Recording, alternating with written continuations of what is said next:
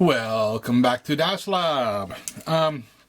Today, what we're doing is a little bit of maintenance / troubleshooting on our good old key fob here.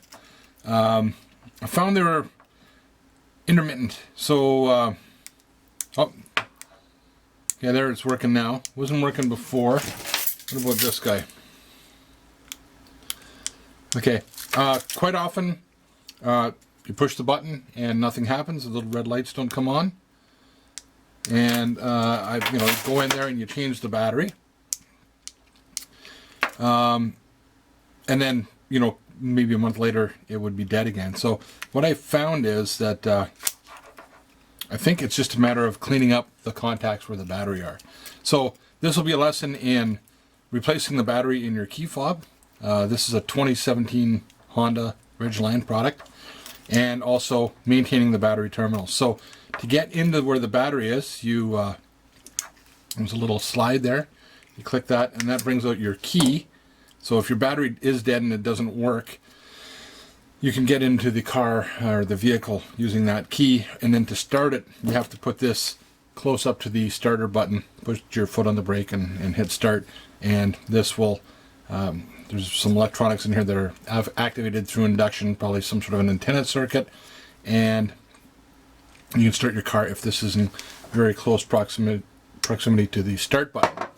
Other than that, the battery should be doing the trick. So to get into here, basically I can just do it with the key, put the key in there and give it a bit of a twist, and this kind of comes apart. Maybe not the best way to do it, but it is pretty easy to get in there, and they are meant to come apart. So there's probably some sort of an antenna circuit on that side, and there is the battery. In this case, it's a CR2032. So that has to do with the diameter and the thickness and all that sort of stuff. I always try to replace it with whatever the recommended size is, like for like. I personally get these at the dollar store up here. And you can gingerly pry out the battery. Now there's 4 tabs on this one. That'll work. And there, just popped out. There's 2 small tabs and there are 2 big tabs here. So I am almost 100% certain that that's a good battery. So there's 2 sets of contacts. There's this whole big array here of contacts. Okay. And then there's a contact on the side. Set of contacts on the side. So you know what I'm going to do is I'm going to go through and clean up with my burnisher tool. This is a bunch of fiberglass fibers, and they are all in a line and they form a scrubby surface. If you don't have something like this, something that does work well is a pencil eraser. There's an eraser right there. That's a whole big eraser, and that's pretty abrasive too, so you can go in there with a pencil eraser and clean up those contacts. But I'm going to use this.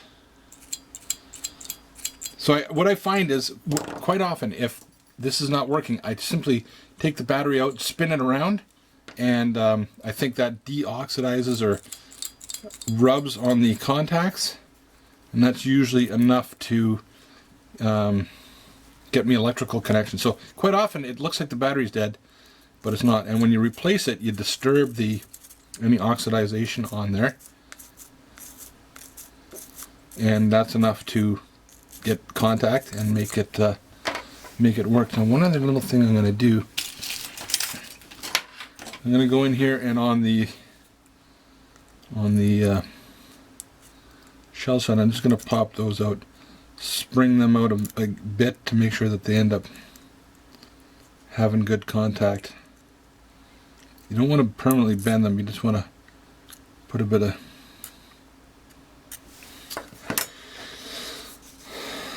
of pressure on there. And on my coin, So that's lots there. So contact on that side, contact there. Now that I got some on my tool, I will also put some contact de-aux, if you will.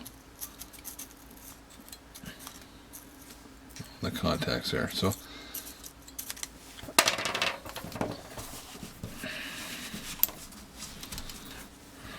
plop that in, get it under those 2 aggressive tabs first.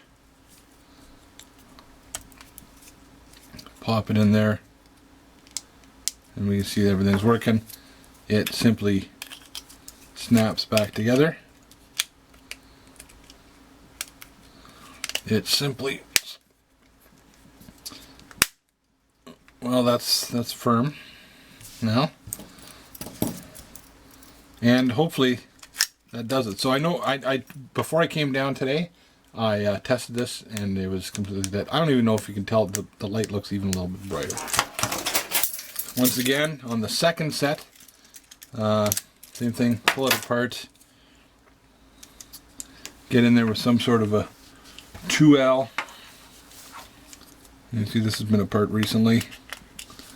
Clickety click. Once again, 2 aggressive tabs and 2 not so aggressive tabs. You don't want to break anything, right? Go gingerly. Pop that up.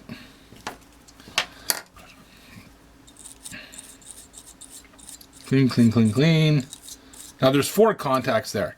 So I mean the chances of all 4 being bad are probably next to 0. I'm thinking it's somewhere maybe along the...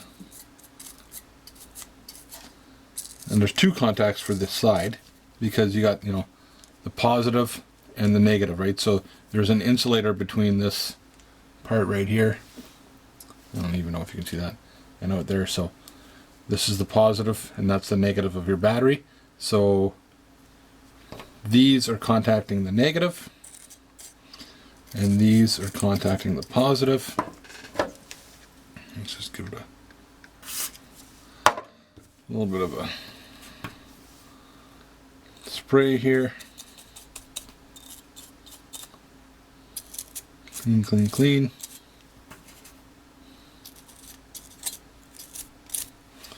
And hopefully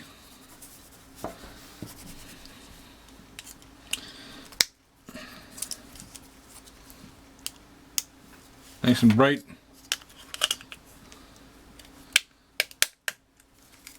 Click it back together. Make sure it's clicked around all the way. I'm sure your whatever vehicle you have will be similar. And then when that's fixed, you can just click it back in. And hopefully,